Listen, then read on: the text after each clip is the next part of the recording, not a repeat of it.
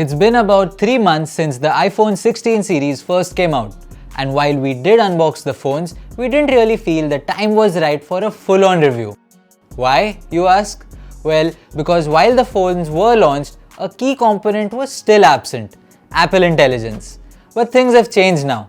With iOS 18.1, the first few AI features of Apple Intelligence are now live, and what should have been the iPhone 16 experience from the get-go is now here. This is the iPhone 16 Pro Max, Apple's most powerful variant in the 16 series and the largest iPhone ever made. Well, except for that one that Mr. Who's the Boss made. With 3 months of usage, here's an in-depth review of what to expect from this phone. Let's go.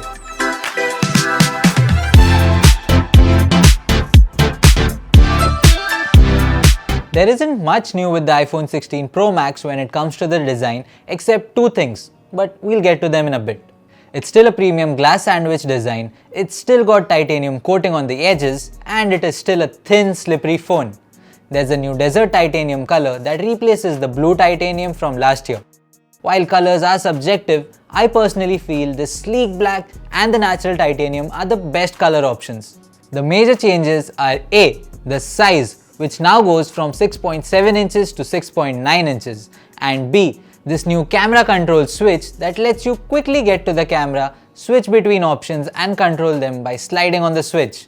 Now, while everyone may not agree with me on this, I felt the camera control switch isn't a revolutionary addition. Yes, it comes in handy when you want to quickly do things like change the tone of your photo, but all this was already possible with the on-screen buttons. The switch is also placed a little away from the corner, which is where you'd expect it to be. The good news, you can get to it in both landscape and portrait orientation.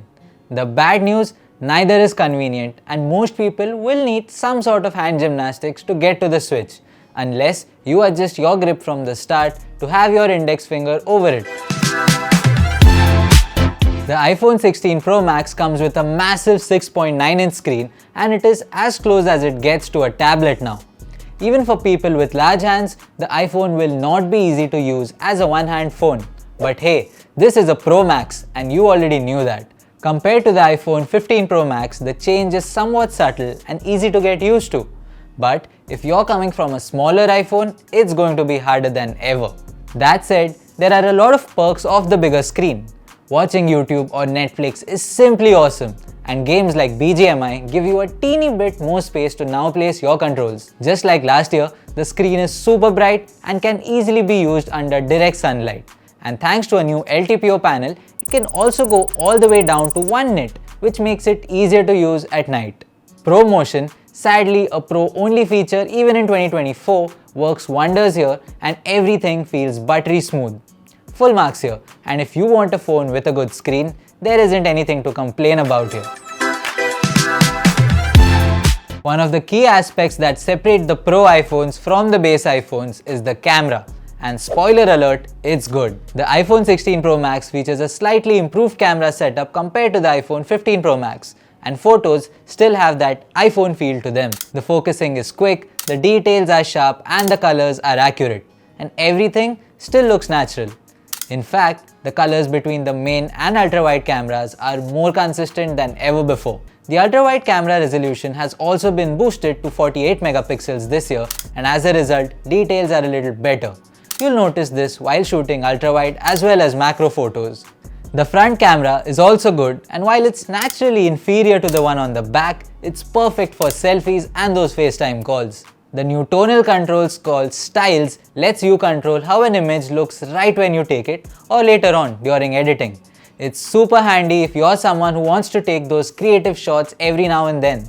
Video recording on the Pro iPhones need no introduction, and the iPhone 16 Pro Max is easily one of the best phones for casual recording and professional grade content creation right now. So this is cinematic action mode in action. And as you can see, the footage is really stable even though my friend right here is walking as he's shooting this clip. Action and cinematic modes work as expected, and professional creators can now shoot up to 4K 120 frames per second clips straight from the phone. There's also cinematic slow-mo, which lets you take these awesome slow motion clips at a high frame rate, making them even more enjoyable to look at.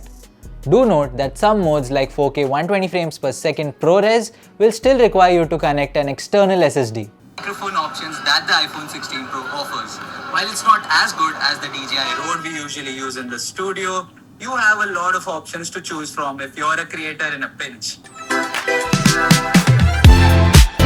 Coming to performance, the iPhone 16 Pro Max is supposed to beat the powerhouse that was the iPhone 15 Pro Max last year with the new A18 Pro chipset. While Apple claims that there are some big changes in store, there isn't much to notice in a day-to-day scenario next to the 15 Pro series. Compared to older iPhones though, the 16 Pro Max is a beast. All apps run fast and smooth, every game on the App Store runs at the maximum settings, and the phone gets warm at best, not hot. There are no hiccups anywhere, and iOS 18.1 is as polished as ever on this phone. While all Apple Intelligence features are still not here, you do have some handy ones to play around with. Writing tools, for instance, works system-wide and lets you proofread your text or change the tonality of anything you've written across any app. Meanwhile, notification summarization makes it easy to understand what's happening when you get a lot of texts or other notifications at once. There's also the new cleanup feature that lets you remove unwanted objects from photos. We have also made a video comparing this feature to Magic Eraser on Google Photos, and a link to that should be in the description below. The iPhone 15 Pro Max last year offered some stellar battery life. Now, the 16 Pro Max is even bigger and comes with a bigger battery, which means even more juice per charge. You can easily make the phone last over a day with moderate use, and unless you're playing games or running heavy apps all day, this can easily be a 2-day phone for most people. Simple as that. Here's a fun story from a few weeks ago. I spent a Sunday morning in Mumbai's Kolaba area going all out with the camera of the iPhone 16 Pro Max and the Pixel 9 Pro XL. With identical usage, the Pixel 9 Pro XL's battery was left with 74% when I was done, while the iPhone 16 Pro Max still had about 80% charge left. With normal usage, you can expect screen on times between 7 to 10 hours at the very least. You don't need the iPhone 16 Pro Max if you're coming from the iPhone 15 Pro series, but anything older than that, and there are quite a few compelling reasons to get yourself the new 16 Pro Max. The phone comes with a great design, a big stunning display, powerful performance, and arguably segment-leading cameras for photos and videos. If the large size is an issue, and it is for quite a few people, then there's the iPhone 16 Pro. It's basically the same smartphone in a smaller body with a smaller 6.3-inch display and a slightly smaller battery. Depending on your preferences and budget, you can go with either of these phones and not go wrong no matter what you primarily use the phone for. This could be work, entertainment, photography, or gaming.